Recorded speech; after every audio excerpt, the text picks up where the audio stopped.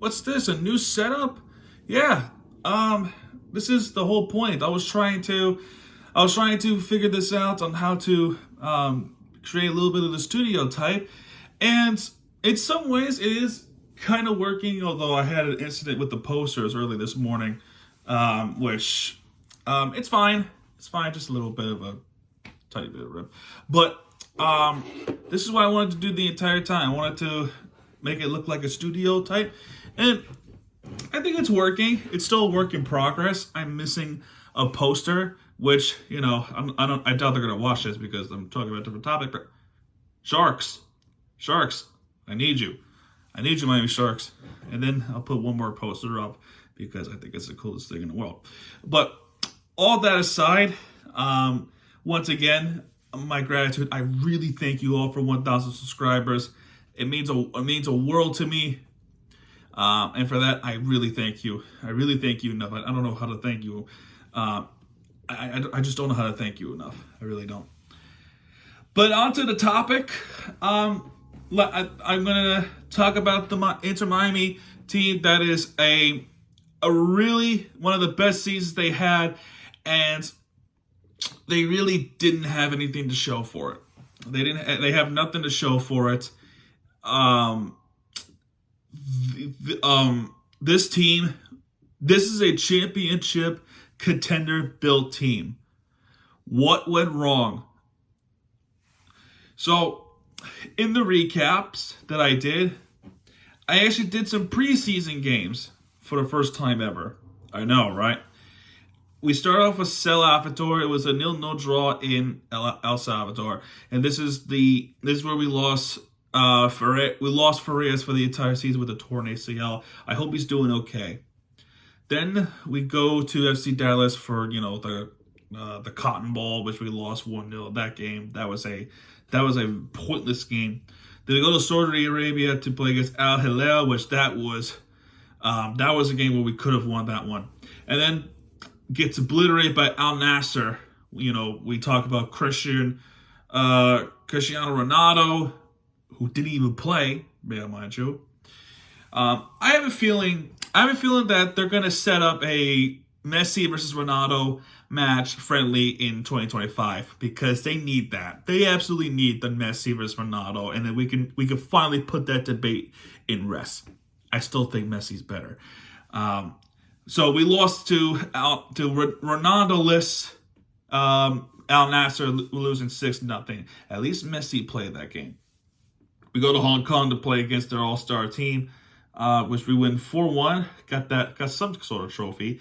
Then we went to Japan to play against Vissel Kobe, which that game went to penalties, and we lose 4-3. Man, that was another trophy that we could have lifted, the preseason trophy, but it sucked. That sucked. I would like to win that one. And then we play against Newell's Old Boys, Messi's old club, and didn't win that game either. In the end, the whole global preseason tour was just pointless because it's the Messi hype that everyone knows, and very little result. Very little result. But I did stay up to watch those games that were based in Asia. I watched the game from 3 in the morning. I watched the game from 5 in the morning. It was so tough to do. I don't think I'm going to do it again. I just don't. But now we can finally talk about the regular season. The regular season, it starts off with Real Salt Lake. We win that game 2-0 against Real Salt Lake. Robert Taylor was the first attacker, first goal scorer of the season for Inter Miami. So a good start for them. Good start. Then we go to Los Angeles, Carson to be exact, to play against the Galaxy. There was a penalty kick for Los Angeles, but Drake Callender saved that ball. Messi did score that in the stoppage time, not getting an L in Los Angeles, which is pretty good.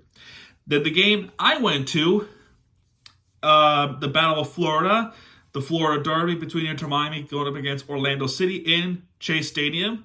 I still call it DriveBack Stadium in my heart because I think the name definitely fits the stadium standards. They beat them 5-0 in that game. This is when Luis Suarez scored 2 goals. Taylor scoring to the 29th. Taylor, was it Messi that could have gone a hat trick, but that just didn't happen. Then Messi scored 2 goals in the second half, which I got to witness all of it. It was incredible. It was awesome. Then we talk about the CONCACAF. We go to Nashville, our expansion twin. Yeah, they're looking for some revenge. It was not good for Inter Miami. They were down 2-0. They were down 2-0 to start that game. Schaffelberg with the goal in the 4th minute, and then the 46th minute coming out of halftime. It's the opportunity for Inter Miami to try to get that scoring, and then Messi did score that one. He got hurt. He got hurt in that game. Didn't play against the next game, but Luis Suarez would tie it up, and then because of it, I heard there was a away team advantage. So that means we have the tiebreaker in the home game next.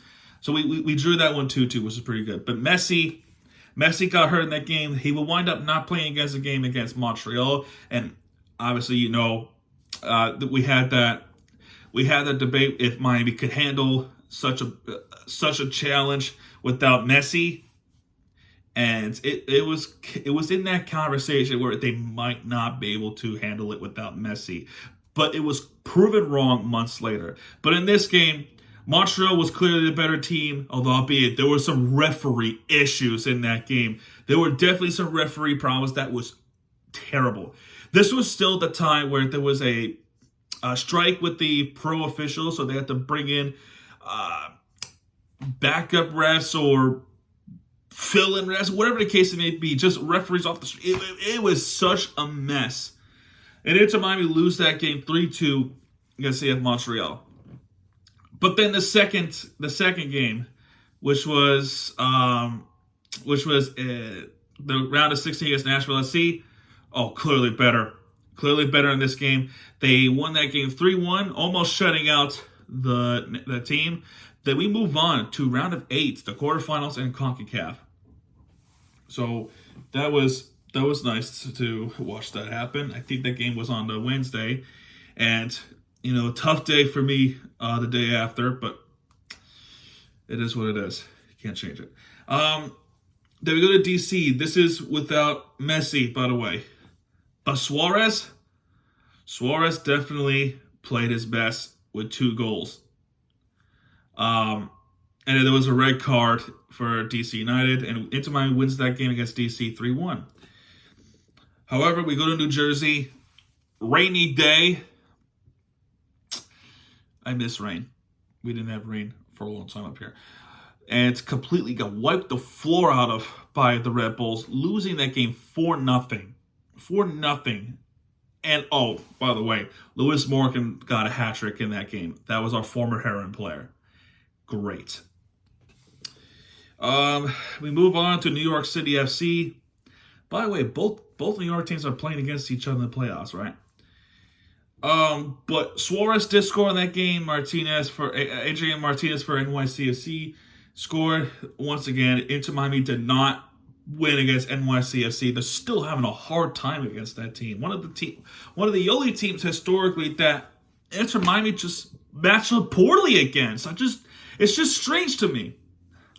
So the quarterfinals does happen. This is a game we should have won. We should have won this game. Avila scores this one, great. But then Ruiz gets his second yellow, and that costs us big time. I understand Monterrey is a Liga MX giant, but since then, you got a red card, and you allow 2 goals. Oh my God, that was so frustrating. And it happened again. Historically, every time that happens, it happens. So we lose, and it is at home too, which makes it even worse. Because then you go to Monterrey. I don't know how to describe it. Messi comes back the next game against Colorado Rapids. He did score in the 58th minute. Afonso scores in the 60th minute, looking good, but then Cole Passett breaks all hearts, and it'll be a 2-2 draw. Then we go to quarterfinals in Monterrey, Mexico, close to the Texas border. Alba gets a red card for frustration with their officiating. It was a bad night, 3-1 loss, and it was such a terrible game too. It was a waste of time too. That game was very late for us, and it was bad. Oh, by the way, Tata didn't even make a single substitution. We'll talk about Tata Martino once I get through all the games, and then it starts off a really good run for Inter Miami. We go to Arrowhead Stadium. Yes, the Inter Miami wins in that stadium faster than the Dolphins did in a pretty darn long time. So that was bad. That was bad on itself for the Dolphins at least. But in this game, it looked bad, but they always find a way. And of course, Messi and his friends, Suarez will score a goal. Diego Gomez did score a goal, which Diego Gomez, good luck in Europe. Good luck in Brighton. You're going to do good. But we win that game at Arrowhead Stadium. Then we come back playing against the Nashville SC. Messi scores 2 goals. One was for penalties. Although it starts off with an own goal from Negri. That was bad. That was very bad. But Busquets scored a goal in that game. That was still surprising to this day. Then we go to New England in Gillette Stadium. We beat them 4-1. That was the game where 5 teams were playing the same night. Maybe 6 if you're counting the Hurricanes baseball. But 5 teams that I'm covering. Where it was a bad night all around. But except for this one, a sold-out Gillette Stadium, which we know why that's the case. Messi scores 2 goals. The hype was there. And then we make this comeback against the New England Revolution. Not the only time we did that. And we beat them 4-1. That ends April. We go to May. And May was pretty good. We come back home. We beat the Red Bulls. We beat the Red Bulls 6-2. Luis Suarez has a hat trick in that game.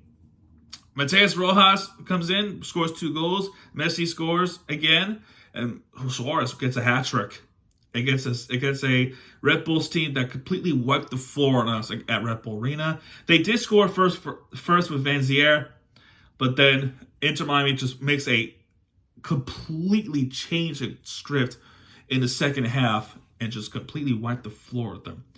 And then we go to Montreal where there was a scary moment with Messi getting hurt, but he wound up playing through this game.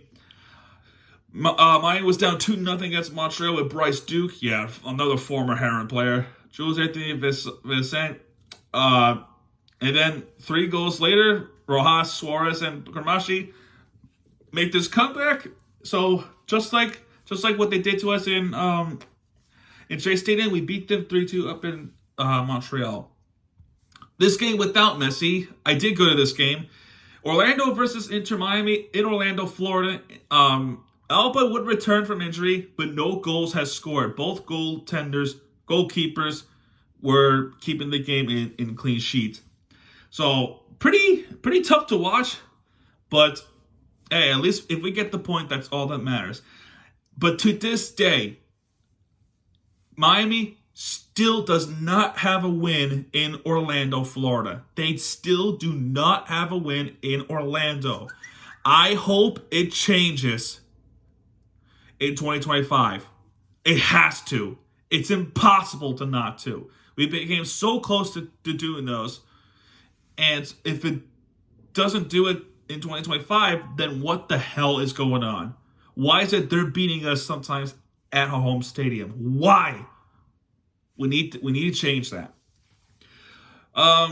With the next game where Messi did come back, they also get the game that I went to. That was the one with that monsoon happened. You know, that downpour that happened during the first half. That was crazy all by itself. But then the game winner in stoppage time when Campana comes off the bench and he scores that goal to win that game against DC 1-0. It was pretty cool.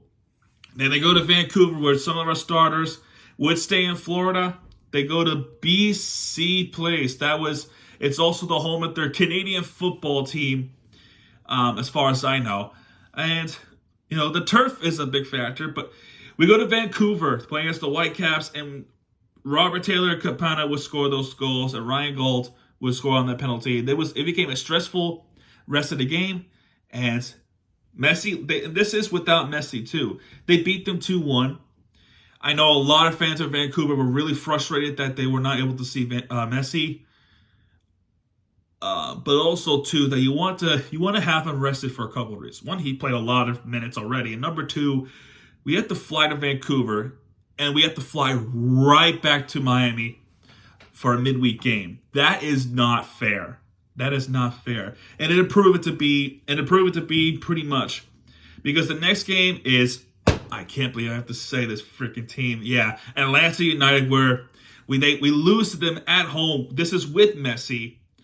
3-1 against Atlanta United with Saba and Jamal Thayer. But Messi did score on that one, but we lose that one 3-1 at home with Messi. Not good. June starts. We play against St. Louis City FC, where we would draw. We would draw against them 3-3. Not bad. We got Christopher Durkin scoring. Oh, Indiana Vassilev. Anybody remember Indiana Vassilev? I do. Question is, do you? He was the one that scored clutch goals, especially against a team like Minnesota. And then he was that responsible player that helped Inter Miami to get on that hot streak in 2022, to get them into the playoffs in 2022. So I remember Indiana Vassilev. Unfortunately, when St. Louis got into the league, there was an expansion draft, and he was drafted by them.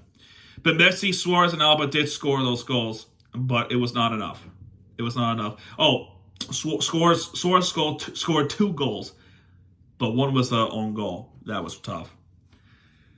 All right. In this time, international break was happening. Copa America was becoming a thing. This was a big deal. This is what I go back saying, can Inter Miami handle this without Messi, and even then without Suarez? Alba retired from international competition, so this might be a thing. We start off against the Philadelphia Union, where it was a quickly 1-0 lead for Philly. You have players that are going to have to step up, and boy, since then, they have stepped up in the big way. Look how far we come. There was a Gressel goal, which I'm shocked, I know. But 2 red cards later, David Ruiz gets sent off, and Alvarez also gets sent off. Alfonso scores on a breakaway to win this game 2-1. So without Messi, without Suarez, and 2 red cards, down 9 men. No problem, apparently. We somehow, someway beat the Union 2-1, despite all what's happened. Then, the defending champs of the MLS, Columbus Crew comes in. This is, again, without Messi and without Suarez. The defensive team for Inter Miami was shown there. Ian Frey comes back from ACL tear. He scores that goal, and it was an absolutely heartwarming thing to see. It was incredible. Campana scores the next one, and Cucho Hernandez, of course, But Miami gets that huge win against Columbus at home. Then Nashville, Ian Frey scores another goal in Alba. Mokhtar would score that penalty. It was a pretty stressful defensive situation for Miami. But finally, I can confidently tell you for the second time in history, first time regular season, where we won in Nashville. And this is within regulation too. And this is still without Messi and Suarez. That win is as big as his own. Then we go to July. We go to Charlotte to beat them 2-1. It was that clutch goal from Kamashi to make that game winner. There will be a red card on Argument. And we win that game 2-1 against Charlotte FC. First time ever winning in Charlotte, by the way. And the next game, let's not talk about this game too much, because we lost this game 6-1 against Cincinnati. Busquets gets sent off. We're done talking about that. Okay, we're done talking about that. The next game is against Toronto FC, where we beat them 3-1 with Redondo's 2-goal game. ETN Junior or ITN. I'm so used with the ETN name. Anyway, then we play against Chicago at home, where Inter Miami has introduced their third kit. And by the way, I love that third kit. I really love that third kit, man. It looks beautiful. It has that Vice feel. I'm going to get that jersey eventually. I'm going to get that in the off season. I'm probably going to wear it too. I promise you. You'll see me wear that jersey once in 2025. You will. I promise you. But in this game, Rojas scores early. Their player, which I'm still having a hard time pronouncing, scores in the 73rd minute to tie it up. But then 2 minutes later, Alba with that striking goal to win this game 2-1 over Chicago Fire. Then, Leagues Cup, baby. We beat Puebla to start off the group stage. 2-0 in this one. Then, we go to Houston to play against Tigres, which in the game itself is hard enough. We almost made this comeback. There was a penalty for Campana. He scores that one. But Kristoff was so frustrating to watch. And then we lose that game because of it. We lose this 2-1 over Tigres, and they're a good team on its own, but man, I just wish we would have had that one. But we still advanced into group stage in the Leagues Cup. But yeah, we go to round of 32, which the game was tough on its own. Rojas scores 2 goals. Gomez scores this next one, and Luis Suarez would score early. However, penalties were a problem in this game. 2 penalties, maybe even 3 penalties would have been given up. Were given up, and Inside scored both those penalty goals, and also to that the second penalty could have been happened if that red card happened in the box, but it was happened right outside the box, which we would have had a different conversation. And then Noah Allen with that ridiculous move that would put Inter Miami in the situation where they did not need it to be, which was trying to defend this with 10 men up a goal. But in the end, Inter Miami prevailed, and they go up against Columbus. And it started off pretty good. Rojas and Gomez with a 2-goal advantage. This is where, and I'm going to talk about this again, I promise you. This is another instance where Tata has to make a substitution. You have to make a substitution. Put your defenders out there. And he didn't do it. He neglected it. And we lose 3-2 from Ramirez and Diego Rossi's goals. And that ended our Leagues Cup run. So we wind up not defending that. We would not wind up defending that the Leagues Cup. Actually, Columbus did end up winning the Leagues Cup. I think it was against, let me double check real quick before I continue. I think it was LAFC. Let me see real quick. Yeah, of course. Yeah, of course, man. So anyway, back regular play, where Luis Suarez scores 2 early goals. And that ends up being it. And again, this is still without Messi, because in the Copa America final, he got hurt, his ankle. But Luis Suarez scores 2 goals very early in the game. Aviles with a red card, with second yellow, and they have to defend the entire half with 10 men.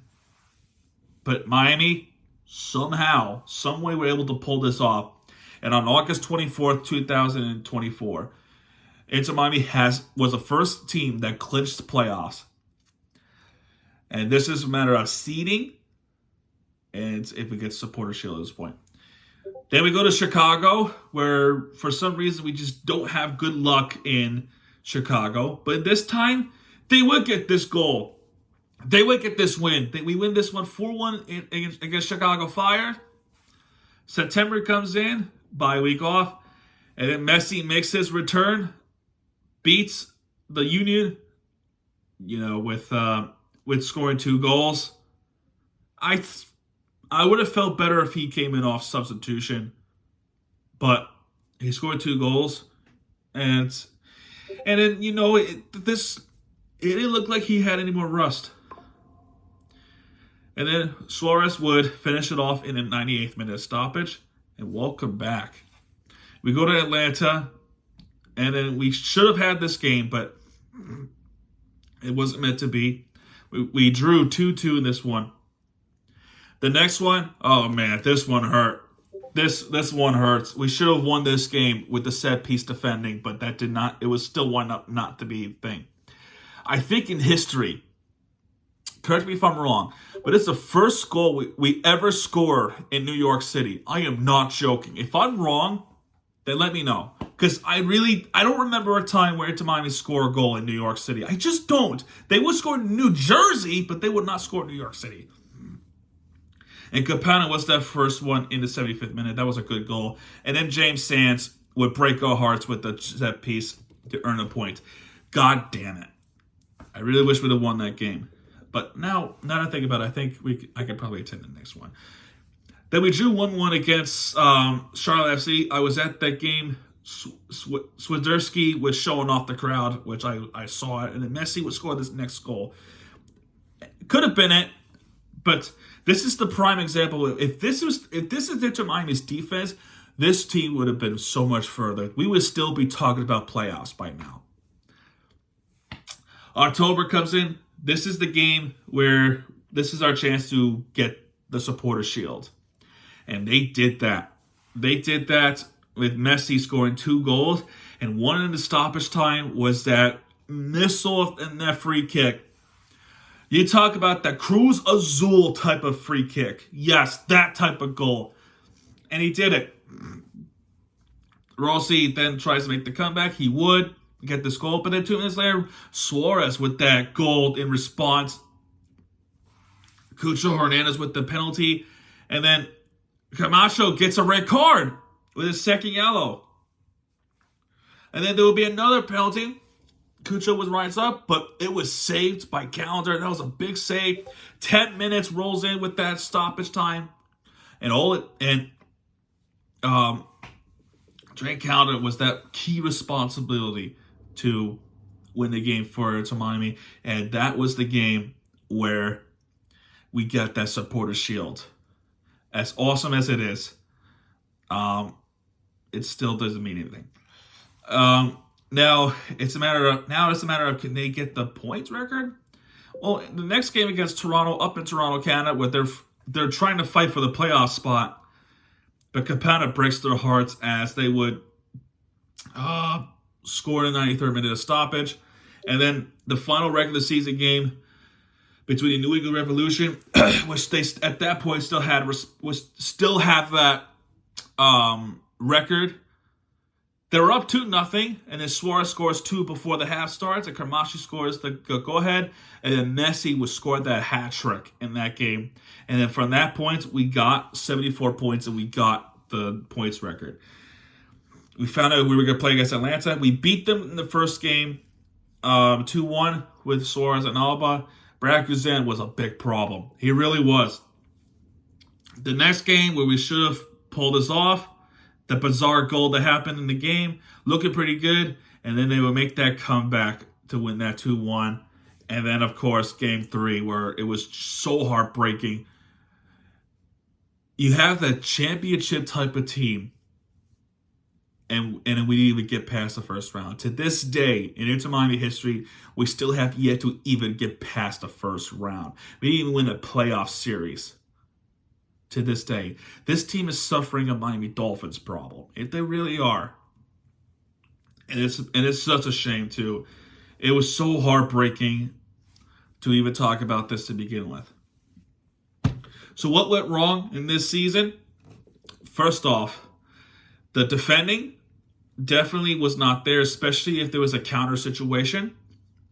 Worst of all, the set piece defending is a true nightmare in this situation. A lot of corner kicks were given up. Now, to prove to you what I'm trying to say, the goal differential in Inter Miami history in this season is 30 plus. That is still not the best. 32 is the best for Columbus Crew. let me see what I'm trying to look at. This team scored 79 goals. If this team had a really good defense, and I mean really good defense, that number would have been lower than what we allowed, which was 49. We allowed 49 goals. If this is the team that was going to make it all the way to the MLS Cup and win it, you have to get that defense up and don't allow as many goals as you did with 49. That is crazy, bro. That is crazy. The team that allowed the lowest goals in this season is Charlotte FC. They allowed 37. Now, they didn't score as much, but 37 goals they have given up. That is crazy. That's crazy. So we need to figure out that defensive part. Another problem with this situation, we already have a lot of games, but a lot of games that were traveling around the globe. Don't forget, we went to El Salvador, we went to Dallas, and we went the entire world in Saudi Arabia, and then Hong Kong, and then Japan. That alone was tough as it was. Then they go to Los Angeles a little bit next, and then the whole thing was just crazy to begin with a lot of travels and a lot of games that were being played. By the way, the next season we're going to play a whole lot more games. So that's going to be even busier than this season. Which leads to straining injuries and not a whole lot of rest. And as a manager and as a coach, you have to make a substitution. And especially in the key games like Monterrey, Columbus, those were the big prime examples. But you have to make a substitution. I don't care if certain players are big in the planet. You have to make a substitution. If we make substitutions, especially in the environment where we have to defend, it is a key thing to do. Even in the Atlanta game, you have to do it. But we went attack, but we didn't do much defense. And that's the problem. That is one of the big reasons why our season ended the way that it did.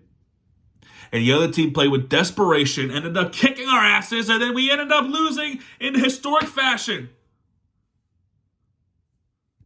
That alone hurts. That alone really hurts our chances to win the MLS Cup. And then what's going to happen in seasons beyond? Because I don't think Messi's going to stay past 2025. I think he's going to end up going back to his Argentinian club, New Old Boys. Which means his friends are going to probably go with him. Which this is the opportunity now to have homegrown players to get that experience in. Like they did this season under the big known names, right? Because they're not going to stick around for much longer. This is probably their last season. We have to win next season, otherwise we're probably not. We're gonna have a tough time trying to get back with it. Now, thankfully, I think our front office can do that. I have faith in our front office. What's going to happen this offseason? Get defensive help. You need defensive help. Especially in the back end, to help Drake Callender or whoever's going to be the next starting goalkeeper. I think it's going to be Drake Callender. You gotta get defensive help. Otherwise, we're just going to end up running it back because Diego Gomez is going to be gone. He's going to Brighton. So what are you going to do with it?